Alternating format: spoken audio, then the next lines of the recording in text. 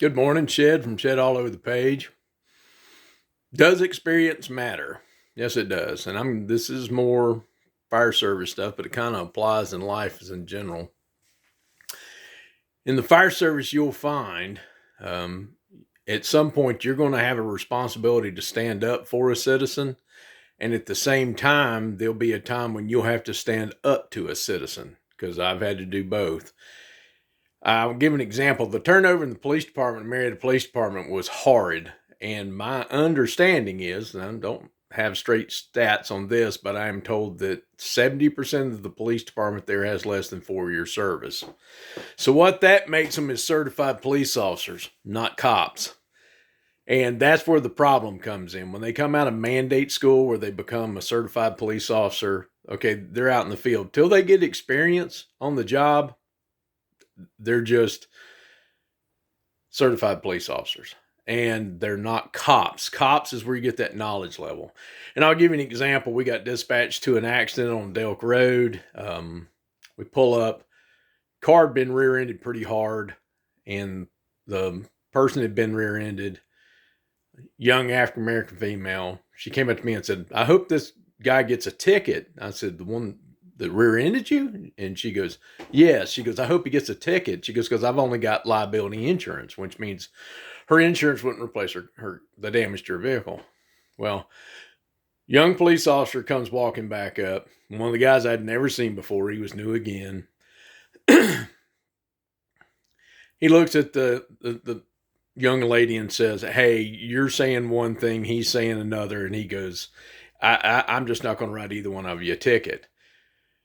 And I said, "Hold on a minute." I said, "What's he saying?" He said, "Well, he said he's slowing down for the light. He was driving down Delk Road, 55-mile-an-hour speed limit. He said he's slowing down for the light because it had turned red. And he said at the last second, she cut over into his lane. And that's what caused him to rear end her." Now I look at this cop and I go, well, I look at this certified police officer and I said, is that what you're seeing?" He said, "Are you seeing something I'm not?" And I said, "Okay, let me repeat what you said here. This guy's driving down the road. He sees the light turn red. He starts slowing down for the light. And at the last second, she cuts over in front of him. Yet he hits her so hard, it breaks the rear axle out from under her car. Then he pirouettes off her ass in and tears the nose off the front of the car. He goes across a concrete curb through the median over there, through the fence and into the woods. But he was slowing down for the light. How about this? He's coming down here running 55 miles an hour. He's on his phone. He looks up, the light's red, and he drills the crap out of her, and the rest of it's the aftermath. Certified police officer goes, "I'll be right back." He comes back and goes, "Yeah, that guy's story keeps changing, so I'm going to be writing him a ticket." Stood up for the person. That's your job. I had another issue when I was, and this has happened in a lot of other environments, but when I worked part-time for Alpharetta Fire Department, I talked about how I left there because I refused to sign basically it was a letter stating that I would allow them to drug and alcohol test me and not hold them harm for any liability. At one point, I worked for 2 fire departments. I was building my own house and I was going to school at night.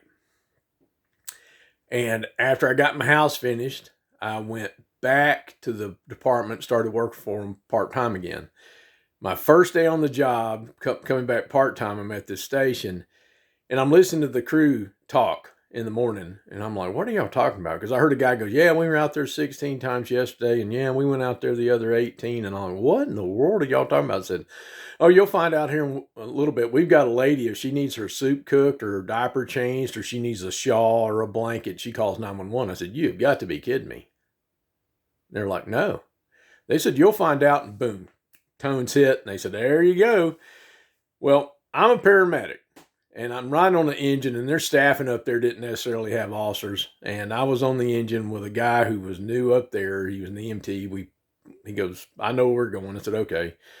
He drives over there. We get to the house, and I said, "Hey, get the jump kit, the medical gear." And he's like, "We're not going to need it." I said, "Get the jump kit, and medical gear." And I get some of it. He gets some. We go in the house, and here's this lady.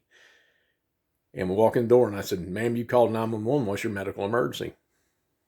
She just stares at me. I said, ma'am, you called 911. What is your medical emergency? She goes, I need my diaper changed. I said, ma'am, this is a fire department. We don't change diapers. She just stared at me for a second. She goes, you wait here while I go change my diaper? I said, yes, because I'm going to have a conversation with you when you get back. Now, looked the house over, and it was odd. Very expensive home. The only thing it had was like a couch and a dialysis machine in it. Looking at the notes that were on the counter was, Mom write a check for this, Mom write a check for that, Mom write a check for this, Mom write a check for that. I thought, something's odd's going on here. Lady comes back in the room. I said, ma'am, if you're going to call 911 because you need your diaper changed, or you need soup cooked, or you need a shawl, you need to be in a nursing home. And she goes, get the hell out of my house. Get out, start screaming, hollering, and we left. We get back to the station. The quote unquote captain at this station goes, y'all be back out there in 10 minutes. And this new kid goes, I don't think so. So what do you mean? And he goes, what did you do? I told him, I said, have you called the battalion chief about what's going on here? He's like, well, no. I said, I'm calling him. He goes, you can't call him. I'm not going to let you. And I said, you're an EMT. I'm a paramedic. I outrank you medically. There's a problem going over there. So I called the bat chief. And they're like, yeah, we should have done something about that a long time ago. We didn't even go back out the rest of the day. That was it. We ran one call. Well, it turned out, if I'm not mistaken, the daughter was billing Medicare for being a full-time stay-at-home nurse for her mother while she worked a full-time job. And he just told her mother, doesn't matter what you do, just call 911. And she just dumped it on the fire department. So that was the last time we went out there. So that's standing up to a citizen who's causing a problem. So does experience matter? Yes, it surely does. Shed off the page.